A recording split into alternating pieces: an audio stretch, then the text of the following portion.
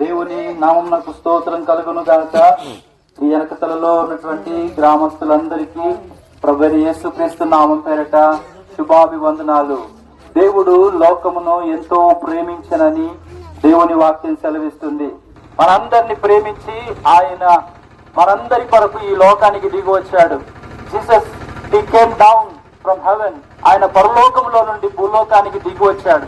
కన్య మరియ గర్భమందు పురుషుని ప్రమేయం లేని కన్యకకు ఆయన ఈ లోకంలో జన్మించి మనందరి పాప విమోచన కొరకై, మనందరినీ పాపముల నుండి విడిపించడానికి, మనందరినీ పాపము నుండి విమోచించడానికి ఆయన రక్తం కార్చాడు. పరిశుద్ధ గ్రంథం లేఖనాలు దేవుని వాక్యం సెలవిస్తా ఉంది.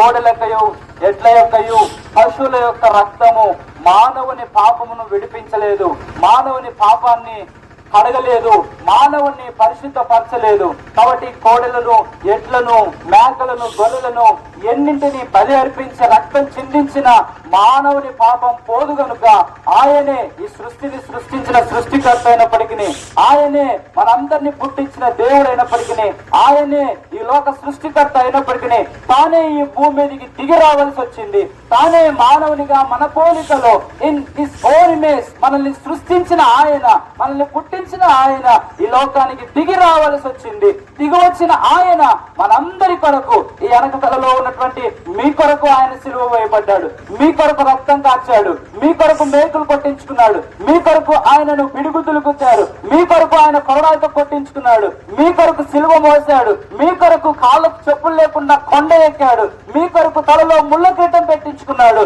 మీ కొరకే కాదు, ఈ లోకంలో ఉన్న సర్వ మానవాళి పాప విమోచన కొరకై మనం ఏ ప్రాంతం వారమైనా, ఏ కులం వారమైనా, ఏ వృత్తికల వారమైనా, మనం ఉన్న వారమైనా లేని వారమైనా, పేదవారమైనా ధనికులమైనా, మనం ఎవరమైనా సరే మానవులమై ఉంటే చాలు మనందరి కొరకు రక్తం కార్చాడు.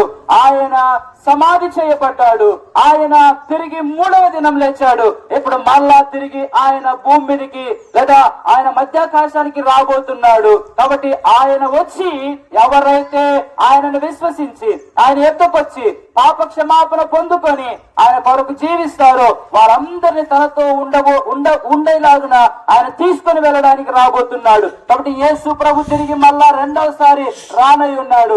ఆ రెండవసారి మళ్ళా చనిపోవడానికి రావట్లేదు. ఇంతకు ముందు వచ్చినప్పుడు సిగరెట్ తాగేవాడు చేస్తున్న పాపాన్ని బట్టి వాడి కోసం చనిపోవడానికి వచ్చాడు, మందు తాగుతున్న వారి కోసం చనిపోవడానికి వచ్చాడు, వ్యభిచారంలో ఉన్నటువంటి వారి కోసం దిగి వచ్చాడు, పాపములో ఉన్నటువంటి వారందరి కోసం చనిపోయి వారందరి పాపం నుండి విడిపించడానికి ఆయన వచ్చాడు. ఇప్పుడు మరలా రెండోసారి ఆయన చనిపోవడానికి రావట్లేదు.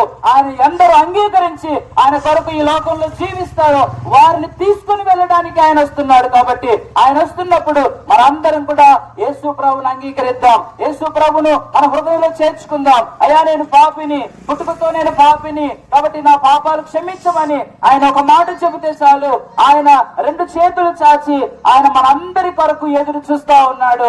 ఆయన ఎత్తుకొచ్చి వారిని ఆయన ఎంత మాత్రము త్రోసివేయడు, ఆయన ఎత్తుకొచ్చి వారిని ఆయన ఎంత మాత్రం కూడా త్రోసివేయడు. ఆయన హత్తుకొని ఆయన మనల్ని చేర్చుకుంటాడు. ఆయన మన హృదయం అనే తలుపునొద్ద తలుపు తట్టుతా ఉన్నాడు. ఎవరు తలుపు తీస్తే వారి యొద్దకు ఆయన వచ్చి సహవాసం చేస్తానని సెలవిస్తున్నాడు. కాబట్టి దేవుడు లోకమును ఎంతో ప్రేమించాడు. ప్రేమించిన ఆయన తాను ఈ లోకానికి వచ్చాడు, మరణించాడు, సెలవులో ప్రాణం పెట్టాడు, సమాధి చేయబడ్డాడు, తిరిగి 3వ దినాన మరణాన్ని, మరణపు ముళ్ళును విరిచాడు.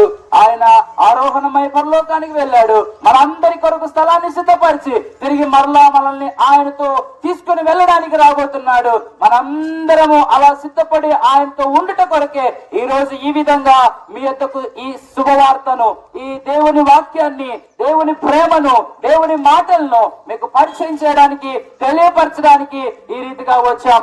దేవుడు వెనకతల్లో ఉన్న వారందరినీ దీవించును గాక. వెనకతల్లో ఉన్నటువంటి ప్రతి కుటుంబాన్ని దేవుడు దీవించును గాక. వెనకతల్లో ఉన్నటువంటి ప్రతి కుటుంబాన్ని దేవుడు ఆశీర్వదించును గాక. ఆమేన్.